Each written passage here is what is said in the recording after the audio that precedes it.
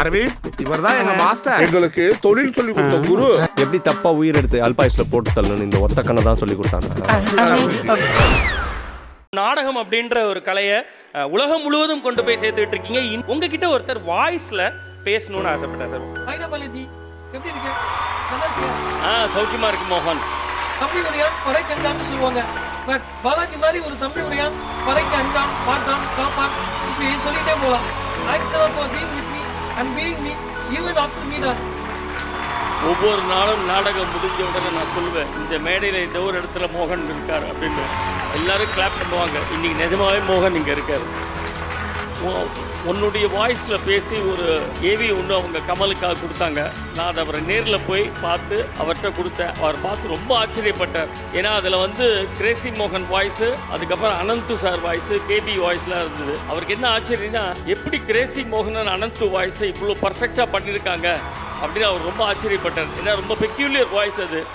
Astra Hearing Care, Vivo Black Sheep Voice Awards 2024. Title sponsor Astra Hearing Care. We help ears to hear.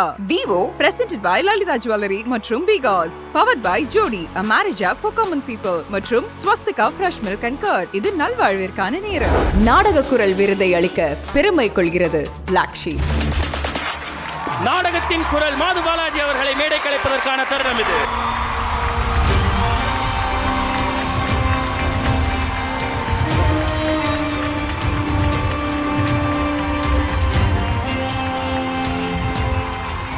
எல்லோருக்கும் வணக்கம். ரொம்ப சந்தோஷமான நாள். இந்த பிளாக் ஷிப் மீடியாவோட இந்த நாடக குரல்ங்கிற அவார்டு முதல்ல எனக்கு கொடுத்ததில் ரொம்ப சந்தோஷம். எத்தனையோ நாடக குரல்கள் இருக்குது. என்னை அவங்க தேர்ந்தெடுத்தது நிஜமாகவே எனக்கு ரொம்ப மகிழ்ச்சியாக இருக்குது. 1979 நாங்கள் வந்து நாடகத்துறைக்கு வந்தேன். ஜாம்பவான்ஸ்லாம் இப்போ இருந்தாங்க. ஒய்ஜிபி, சோ, விஎஸ் ராகவன், இந்த மாதிரி பெரிய பெரிய ஜாம்பவான்கள்லாம் இருந்தாங்க.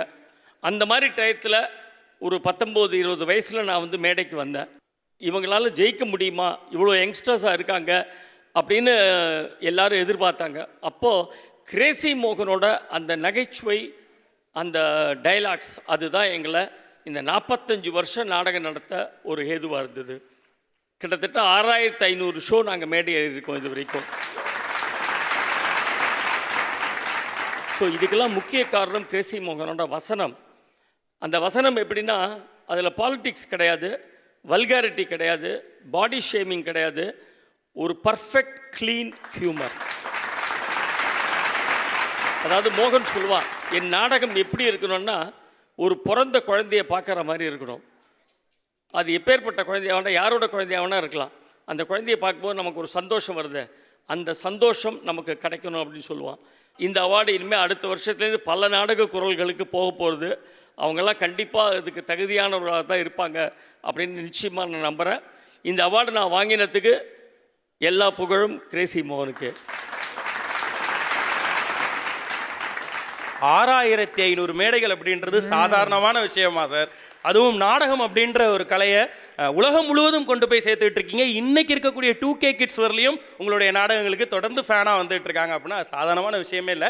உங்ககிட்ட ஒருத்தர் வாய்ஸில் பேசணும்னு ஆசைப்பட்டேன் சார். ஹாய்டா பாலாஜி, எப்படி இருக்கு? நல்லா இருக்கியா? சௌக்கியமா இருக்கு மோகன். என்னதான் இருப்ப, இருக்கணும். அதுதான் என்னோட விருப்பமும். நான் அங்கே மேடையில் இல்லைனாலும் உன் நினைவுகள் இல்லாத நாளே இல்லைன்னு எனக்கு தெரியும். அப்புறம் எப்படி போகுது நம்ம ட்ராமாலாம்? ரொம்ப நல்லா போயிட்டுருக்கு. உன்னோட டைலாக்ஸில் அவ்வளோ அற்புதமாக போயிட்டுருக்கு. ஒவ்வொரு நாளும் நாடகம் முடிஞ்ச உடனே நான் சொல்லுவேன், இந்த மேடையில் ஏதோ ஒரு இடத்துல மோகன் இருக்கார் அப்படின்னு. எல்லோரும் கிளாப் பண்ணுவாங்க. இன்றைக்கி நிஜமாகவே மோகன் இங்கே இருக்கார். I am so happy. Balaji, Kamal sir எப்படி இருக்காரு? இங்கே வர்றது அவர்கிட்ட சொன்னியா? பிகாஸ் அவன் ஜெயிக்கிறத கமல் மாதிரி அவரும் ரொம்ப சந்தோஷப்படுவார், நல்லா ரசிப்பார். அதான் கேட்குறேன். கண்டிப்பாக. நேற்றுக்கு அவரை என் கூட பேசினார். இன்ஃபேக்ட் அவரே இன்றைக்கி வந்திருக்க வேண்டியது. பட் அவருக்கு ஷூட்டிங் இருந்ததுனால இன்றைக்கி அந்த அவார்டு வாங்கிறதுக்கு அவரால் வர முடியல. உன்னுடைய வாய்ஸில் பேசி ஒரு ஏவி ஒன்று அவங்க கமலுக்காக கொடுத்தாங்க. நான் அதை அவரை நேரில் போய் பார்த்து அவர்கிட்ட கொடுத்தேன். அவர் பார்த்து ரொம்ப ஆச்சரியப்பட்டார். ஏன்னா அதில் வந்து கிரேசி மோகன் வாய்ஸு, அதுக்கப்புறம் அனந்து சார் வாய்ஸு, கேபி வாய்ஸ்லாம் இருந்தது. அவருக்கு என்ன ஆச்சரியம்னா, எப்படி கிரேசி மோகனன் அனந்து வாய்ஸை இவ்வளோ பர்ஃபெக்டாக பண்ணியிருக்காங்க அப்படின்னு அவர் ரொம்ப ஆச்சரியப்பட்டார். ஏன்னா ரொம்ப பெக்யூலியர் வாய்ஸ் அது.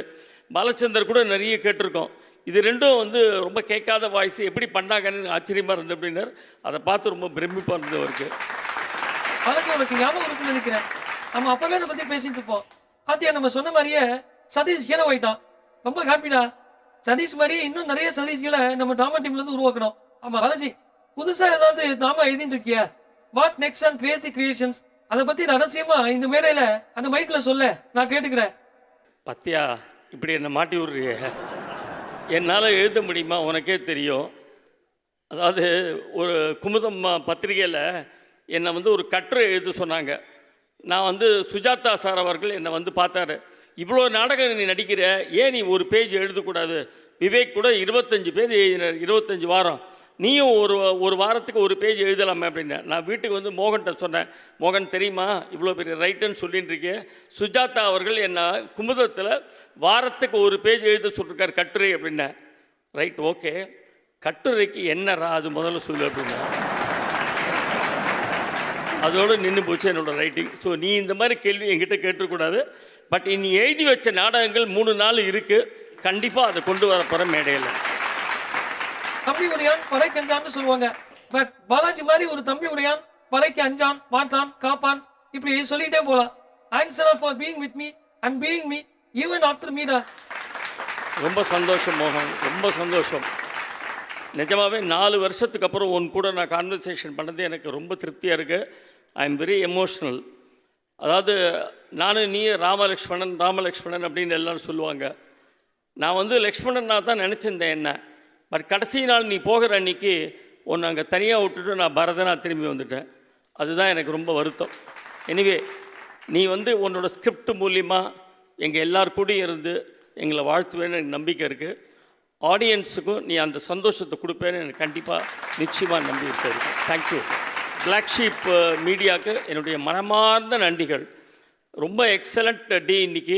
எனக்கு இந்த அவார்டு கொடுத்ததுக்கு ரொம்ப சந்தோஷம். அண்ட் அவார்டு வாங்குகிற எல்லா பெரியவர்களுக்கும் என்னுடைய நமஸ்காரம். Thank you. Love you Balaji and love you all.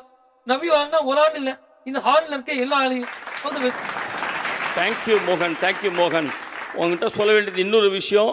உன்னோட ஆத்மார்த்தமான நண்பன் வாசு அண்ட் பார்த்தி இங்கே தான் இருக்காங்க எழுத்த மாதிரி. அண்டு விசு உன்னோட செல்லமான ஃபோட்டோகிராஃபர், 60 வருஷமாக உனக்கு ஃபோட்டோகிராஃபர், அவனையும் கூப்பிட்டு வந்திருக்கேன். தேங்க்யூ மோகன். அப்பப்பா, நம்ம டீமில் எல்லாத்தையும் பார்த்து இவ்வளோ நாளாக ஆயிடுச்சு. இங்கே உங்கள் எல்லாரையும் சேர்ந்து பார்த்ததுல எனக்கு ரொம்ப சந்தோஷம். தேங்க்யூ மோகன், thank you very much, thank you very much.